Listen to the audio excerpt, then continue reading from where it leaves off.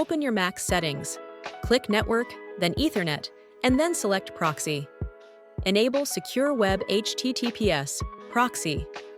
Go to Proxy Link Pro, click on Proxy Generator, choose a location, and select HTTP. Generate the address. Copy the generated address and return to your settings to paste it in the Server tab. Set the port by pasting the numbers after the colon.